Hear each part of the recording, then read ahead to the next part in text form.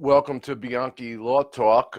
Today we are going to be going over the Robert Bowers scenario out of there at Pittsburgh, at the Tree of Life Synagogue in Pittsburgh. What a horrible tragedy. So there's going to be a lot of moving pieces to this particular case. So we're going to break it down for you because there's already a lot of legal confusion. I mean, obviously we know this is a horrible and heinous act. So he just wanted to kill Jewish people. It's clear his social media accounts are showing that. I'm sure we're going to be seeing a lot more.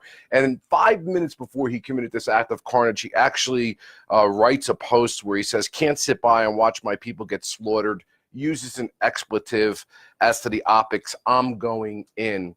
Moments later, the carnage begins. We have 11 people dead, 4 police officers injured. He's currently filed, complaints are filed against him in 2 jurisdictions. We talked about this before, both federal law and state law. He's got 29 federal charges, 36 state law charges. He had 1 assault AR-15 rifle with 3 handguns.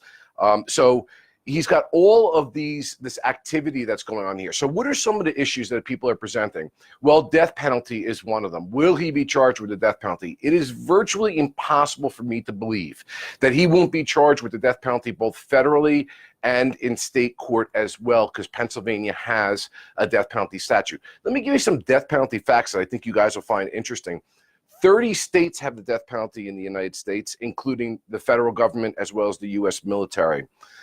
U.S. is the only Western country, believe it or not, that has the death penalty, and only 1 of 54 countries worldwide.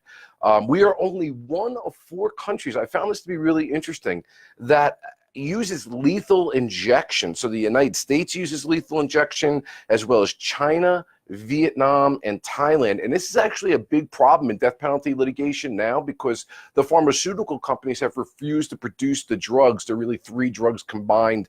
And so there's a big lawsuit going on right now because they don't have the drugs that are required in order to execute.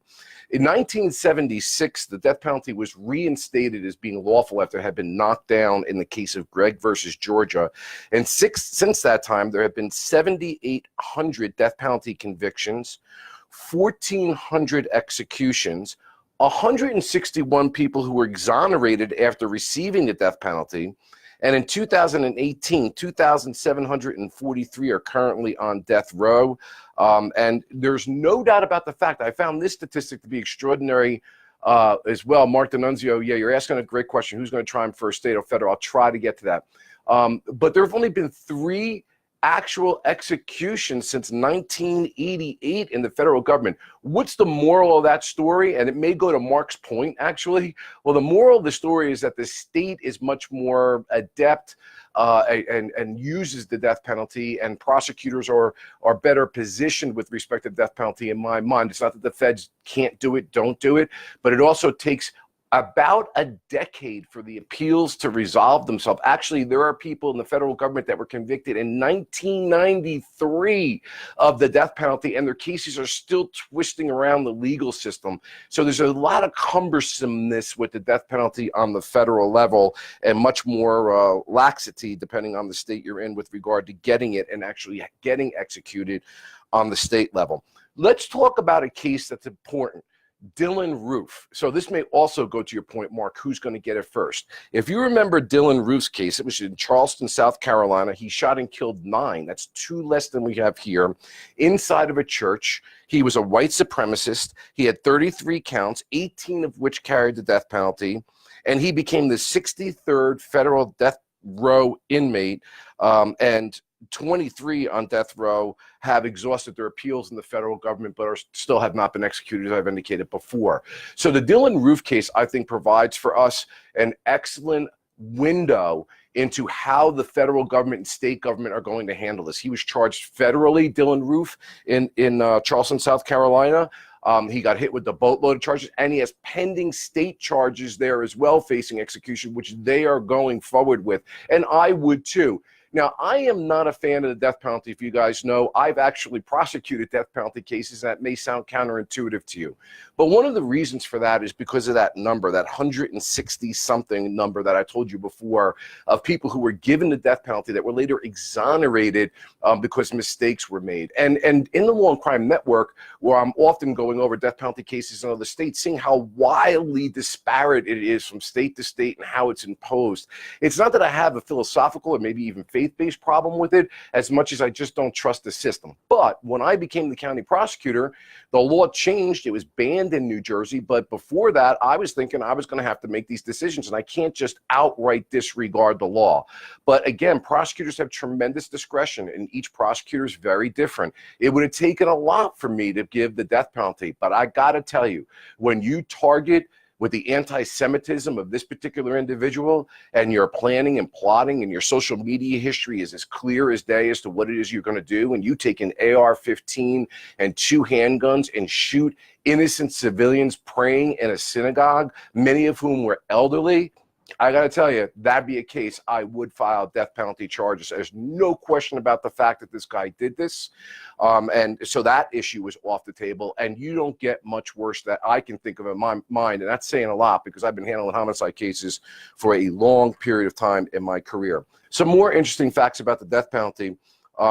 As I've indicated, in 1988, since to 2016, I'm sorry, again, there's only been 3 executions. It costs about $620,000 to defend a person on the death penalty with all of the twists and turns of the case. So I believe that this is going to be headed towards the death penalty.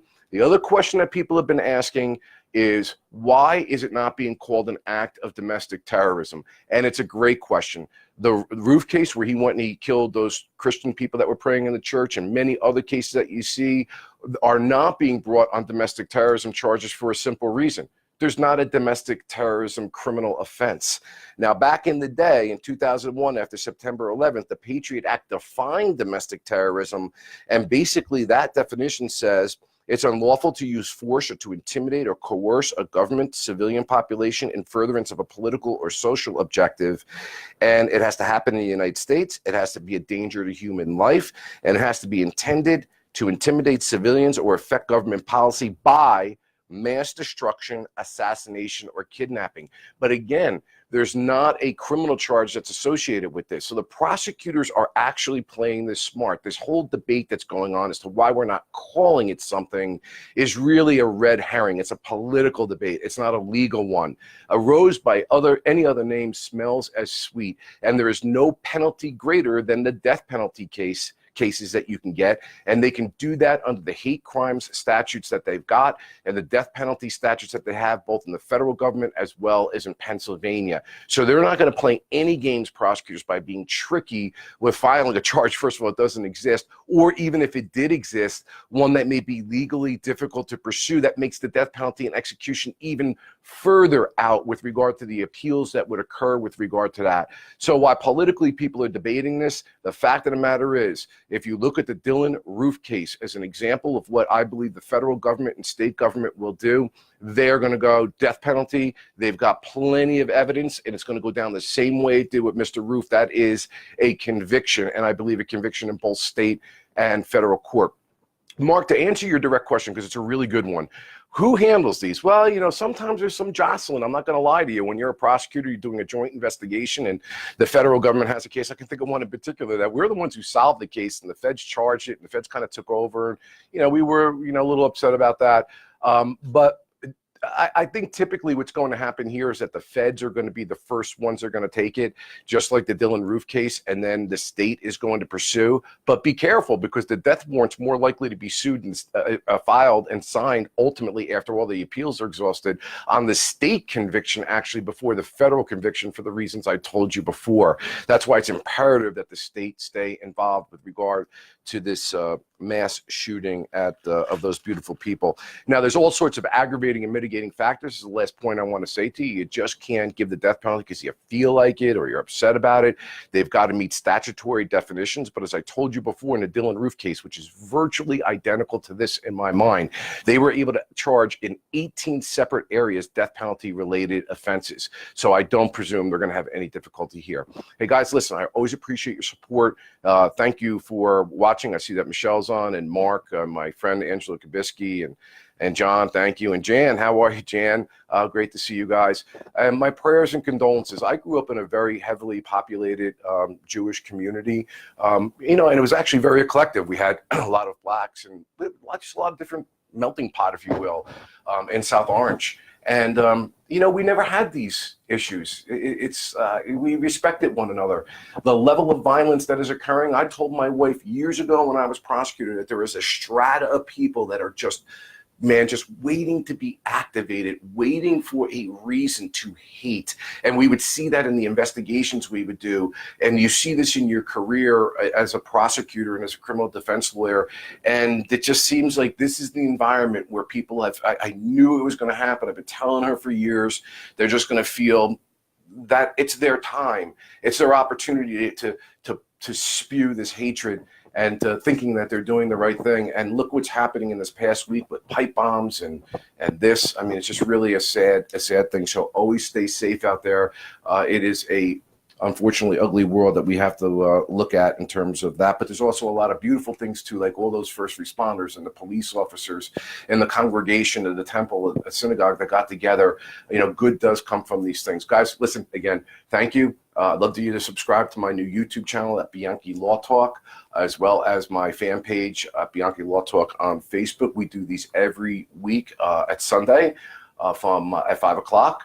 And we'll be, I'm sure, in the media. I'll be at Law and Crime for 2 days this week on Monday and Wednesday from 12 to 3. Hey, if you haven't gotten the Pluto app, it's awesome. Get it on your phone, and then you can go, I think it's 6:34, somewhere in that range, to the Law and Crime Network from 12 to 3 on Monday and Wednesdays. On Wednesday, I'm going to have my dad on. Can you guys possibly imagine what this is going to be like? Angelo Bianchi is my guest, and I'm hosting. So that should be some show. Have a great week, guys. And again, my blessings and prayers to the community out there in Pittsburgh.